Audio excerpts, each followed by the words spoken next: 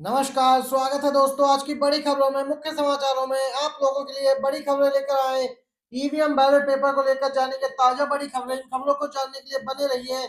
Channel पर नए हैं तो सब्सक्राइब कीजिएगा और आप भी बैलेट पेपर का समर्थन करते हैं तो वीडियो को एक लाइक करके कमेंट बॉक्स में जरूर लिखिएगा, बी सपोर्ट बैलेट पेपर। दोस्तों, वकील भानु प्रताप ने कांग्रेस और विपक्षी दलों को संसद में चुनाव आयोग और ईवीएम के खिलाफ महाभियोग लाने के प्रस्ताव की सलाह दी है। जी हाँ दोस्तों, ये ताजा अपडेट आ रही है।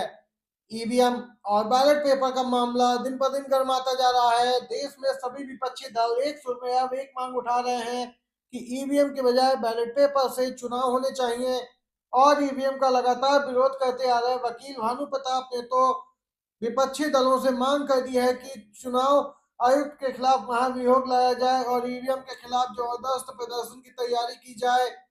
दोस्तों, आपको बताते चलें, वकील भानु प्रताप ने कहा कि अगर बीजेपी चुनाव आयुक्त और ईवीएम को अगर बचा भी लेती है तो संसद में चर्चा तो जरूर होगी और सबको ईवीएम की हकीकत पता चल जाएगी। इसके साथ ही दोस्तों, चुनाव आयोग ने पूरे घटनाक्रम को देखते हुए कांग्रेस प्रतिनिधिमंडल को 3 दिसंबर को मिलने के लिए बुलाया है। कांग्रेस द्वारा ईवीएम के खिलाफ भारत जोड़ो यात्रा 3 की घोषणा से सभी की नींद यहाँ पे हराम हो गई है। एक तरफ बीजेपी तो दूसरी तरफ चुनाव आयोग। कांग्रेस पहले ही सीडब्ल्यूसी की बैठक में ऐलान कर चुकी है तो दूसरी तरफ संसद में आज इंडिया गठबंधन के फ्लोर लीडर्स की मीटिंग हुई। मीटिंग में नेता विपक्ष राहुल गांधी और इंडिया गठबंधन के तमाम अन्य सहयोगी मौजूद रहे। मोदी सरकार देश में अहम मुद्दों पर चर्चा से भाग रही है और सदन नहीं चलने दे रही है। इस पूरे मामले को लेकर भी चर्चा की गई। दोस्तों, शीतकालीन सत्र के दौरान काफी हंगामा देखने को मिल रहा है। सदन स्थगित हो रहा है बार बार और इस पूरे मामले पर मोदी सरकार घेरती जा रही है। अब जो ताजा अपडेट आ रही है, लोकसभा में अडानी मामले पर जोरदार हंगामा हुआ है, लगे हैं नारे। दोस्तों, गौतम अडानी मामले पर संसद में सत्र के 5वें दिन भी हंगामा लगातार जारी रहा। विपक्ष के सांसद अडानी और संभल मामले पर लगातार चर्चा की मांग कर रहे थे। लोकसभा में 5वें दिन सत्र शुरू होते ही सांसद अपनी सीट पर खड़े होकर नारे लगाने लगे। स्पीकर की अपील के बाद भी वे नहीं माने। इसके बाद सदन की कार्रवाई 12 बजे के लिए स्थगित कर दी गई। दोबारा दोस्तों कार्रवाई शुरू हुई तो संसद यहाँ पे फिर से हंगामेदार कार्रवाई के साथ शुरू हुई। दोस्तों, आपको बताएं, सांसद यहाँ पे लगातार हंगामा कर रहे थे और आपको बताएं स्पीकर ने निचले सदन को पूरे दिन के लिए फिर स्थगित कर दिया। सत्र शुरू होने से पहले कांग्रेस सांसद मणिकम टैगोर ने अडानी मुद्दे पर चर्चा के लिए लोकसभा में स्थगन प्रस्ताव का नोटिस दिया था। मतदान केंद्रों पर वोटरों की संख्या बढ़ाने का मामला, चुनाव आयोग के फैसले के खिलाफ सुप्रीम कोर्ट में आज सुनवाई। सुप्रीम कोर्ट में उस जनहित याचिका पर सुनवाई हो रही है दोस्तों, जिसमें प्रत्येक मतदान केंद्र पर मतदाताओं की अधिकतम संख्या 1200 से बढ़ाकर 1500 करने के चुनाव आयोग के फैसले को चुनौती दी गई। प्रधान न्यायाधीश संजीव खन्ना, जस्टिस संजय कुमार की पीठ इंदु प्रकाश सिंह दायर द्वारा जो जनहित याचिका है सुनवाई कर रही है। याचिका में अगस्त 2024 में चुनाव आयोग द्वारा जारी निर्देशों को चुनौती दी गई। चुनाव आयोग ने निर्देश में देश भर में प्रत्येक निर्वाचन क्षेत्र में प्रति मतदान केंद्रों पर मतदाताओं की संख्या बढ़ाने की बात कही थी। ये दोस्तों देख सकते हैं ताजा बड़ी खबर निकल के आई है, जहां एक तरफ ईवीएम का विरोध लगातार बढ़ता जा रहा है तो चुनाव आयोग लगातार ईवीएम के पक्ष में खड़ा दिखाई दे रहा है।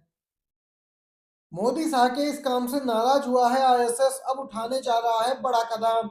महाराष्ट्र में विधानसभा चुनाव परिणाम आने के 8 दिन बाद भी अभी तक नए मुख्यमंत्री के नाम का फैसला नहीं हो पाया। इसी बीच बताया जा रहा है कि बीजेपी आलाकमान किसी मराठा नेता को मुख्यमंत्री पद पर बिठा सकता है, जिस पर आरएसएस ने नाराजगी जताई है। मीडिया रिपोर्ट्स के मुताबिक आरएसएस देवेंद्र फडणवीस को ही सीएम बनाना चाहता है। संघ इस बात से नाराज है कि फडणवीस को नजरअंदाज किया जा रहा। बताया तो ये भी जा रहा कि अगर भाजपा आलाकमान किसी और नेता को सीएम बनाने के बारे में सोचेगा तो संघ फिर सीधा दखल देगा। बता दें कि अभी तक महाराष्ट्र की नई सरकार का जो फॉर्मूला सामने निकल के आया है उसमें मुख्यमंत्री पद बीजेपी पास, शिंदे गुट अजीत गुट को डिप्टी सीएम पद दिया जाएगा। मंत्रालयों की बात करें तो वित्त मंत्रालय अजित पवार को मिल सकता है, वहीं नागरिक विकास मंत्रालय एकनाथ शिंदे को दिया जा सकता है। लेकिन यहाँ भी गृह मंत्रालय को लेकर अभी पेच फंसा है। बताया जा रहा है कि शिंदे गुट गृह मंत्रालय को लेकर दावा कर रहा है, वहीं बीजेपी इसे अपने पास रखने के मूड में है। राहुल गांधी की नागरिकता को लेकर आ रही अपडेट। जी हां, अब 19 दिसंबर को बड़ी सुनवाई होने वाली है। गौरतलब है दोस्तों, बीजेपी की अधिकतर राज्यों में सरकार है, इनकी केंद्र में भी सरकार है, मगर फिर भी इन्हें राहुल गांधी से आखिर इतना डर क्यों लगता है, यही सवाल सोशल मीडिया यूजर्स पूछ रहे हैं। विघ्नेश शिशिर नाम का व्यक्ति, जो कि खुद को बीजेपी का कार्यकर्ता बताता है, उसने इलाहाबाद हाई कोर्ट में एक पीआईएल दाखिल की है। इस पीआईएल में विघ्नेश शिशिर ने कहा कि राहुल गांधी के पास ब्रिटेन की भी नागरिकता है, इसलिए उनकी भारतीय नागरिकता रद्द कर दी जानी चाहिए। दोस्तों, इलाहाबाद हाई कोर्ट ने भी इस मामले में गृह मंत्रालय से रिपोर्ट मांगी है। अब इस मामले में अगली सुनवाई 19 दिसंबर को होने जा रही है। देख सकते हैं, राहुल गांधी के खिलाफ इस प्रकार का मामला बीजेपी नेता सुब्रमण्यम स्वामी ने भी दायर कर रखा है दिल्ली हाई कोर्ट में। दूसरी तरफ इलाहाबाद हाई कोर्ट में और गृह मंत्रालय इसमें रिपोर्ट पेश करेगा, सरकार अपना जवाब दाखिल करेगी। इसके साथ ही दोस्तों, आप सभी को बताते चले, किसानों का आज महा आंदोलन हो रहा है। आपको बताएं, किसान अपनी मांगों को लेकर संसद का घेराव करने निकले हैं। वहीं दूसरी तरफ दोस्तों, उन्हें रोक लिया गया है। जो ताजा अपडेट आ रही है उसके अनुसार आपको बताते चले, महामाया फ्लाईओवर तक पहुंचे किसान, बॉर्डर पर लगने लगा जाम, भारी पुलिस फोर्स तैनात हुई। नोएडा के किसान दिल्ली कूच करने के लिए महामाया फ्लाईओवर तक पहुंच गए। बॉर्डर पर भारी पुलिस फोर्स तैनात किया गया है। मार्च शुरू होने के कारण चिल्ला बॉर्डर पर ट्रैफिक जाम देखा गया। पुलिस ने एडवाइजरी जारी करके लोगों को सूचित किया। दोस्तों, आपको बता दें कि किसान राष्ट्रीय राजधानी की ओर अपना मार्च शुरू कर रहे हैं। भारतीय किसान परिषद के नेता सुखबीर खलीफा ने कहा कि नए कृषि कानूनों के तहत उचित मुआवजे और इन सब मांगों को लेकर वह अपना प्रदर्शन कर रहे हैं, बेहतर लाभ की मांग को लेकर। दोस्तों, संसद का घेराव करने की रणनीति बनाई गई, लेकिन दिल्ली यूपी चिल्ला बॉर्डर पर पुलिस और आरपीएफ की तैनाती की गई है। वहीं धार्मिक स्थलों के सर्वे की मांग वाली याचिका पर रोक के लिए सुप्रीम कोर्ट पहुंची कांग्रेस, कोर्ट से मांग कर दी। दोस्तों, आपको बताते चले, कांग्रेस पार्टी के नेता आलोक शर्मा और प्रिया मिश्रा ने सुप्रीम कोर्ट का दरवाजा खटखटाया है, जिसमें देश भर की अदालतों को धार्मिक स्थलों पर सर्वेक्षण करने के लिए दायर याचिकाओं पर विचार करने से रोकने के निर्देश देने की मांग की गई है। बताते चले, इस पूरे मामले पे पूर्व सीजे डीवाई चंद्रचूड़ पे भी कांग्रेस हमलावर दिखी है और इस पूरे मामले के लिए डीवाई चंद्रचूड़ की कुछ टिप्पणियों को जिम्मेदार ठहराया गया। उन्होंने सीजीआई रहते हुए यह टिप्पणियां की थी।